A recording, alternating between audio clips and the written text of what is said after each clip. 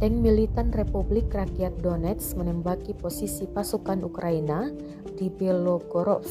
Rentetan peluru tank diluncurkan menghabisi pemukiman yang diduga ditempati militer Ukraina. Rekaman detik-detik penyerangan ramai beredar di Telegram pada Senin 17 Oktober 2022. Dalam keterangan unggahan disebutkan tank NM-DPR bekerja ke arah Belgorod.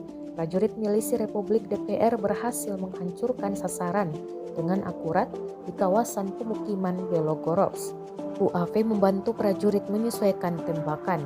Rusia dilaporkan terus berupaya menyerang infrastruktur energi Ukraina. Pasukan Presiden Rusia Vladimir Putin tampak menikmati keberhasilan yang signifikan.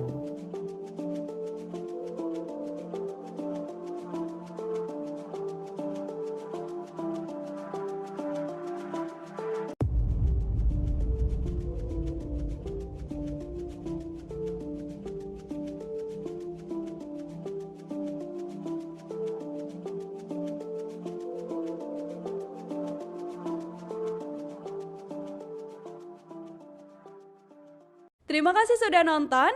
Jangan lupa like, subscribe, dan share ya.